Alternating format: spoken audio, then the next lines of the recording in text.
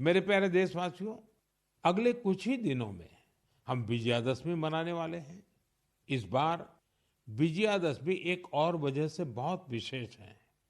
इसी दिन राष्ट्रीय स्वयंसेवक संघ की स्थापना के 100 वर्ष हो रहे हैं। एक शताब्दी की ये यात्रा जितनी अद्भुत है, अभूतपूर्व है, उतनी ही प्रेरक है। आज से 100 साल पहले जब राष्ट्रीय स्वयंसेवक संघ की स्थापना हुई थी, तब देश सदियों से गुलामी की जंजीरों में बंधा था। सदियों की इस गुलामी ने हमारे स्वाभिमान और आत्मविश्वास को गहरी चोट पहुंचाई थी। विश्व की सबसे प्राचीन सभ्यता के सामने पहचान का संकट खड़ा किया जा रहा था।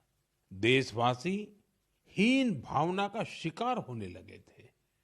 इसलिए देश की आजादी के साथ साथ ये भी महत्वपूर्ण था कि देश वैचारिक गुलामी से भी आजाद हो।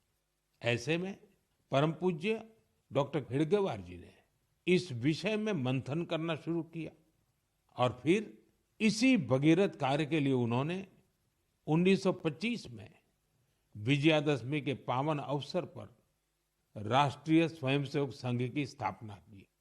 डॉक्टर साहब के जाने के बाद परम पूज्य गुरु जी ने राष्ट्र सेवा के इस महायज्ञ को आगे बढ़ाया।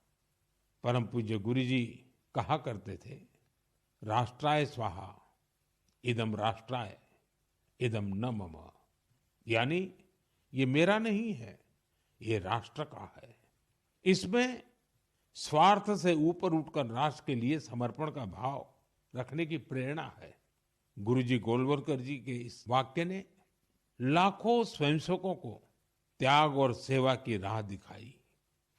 त्याग और सेवा की भावना और अनुशासन की सीख, यही संघ की सच्ची ताकत है।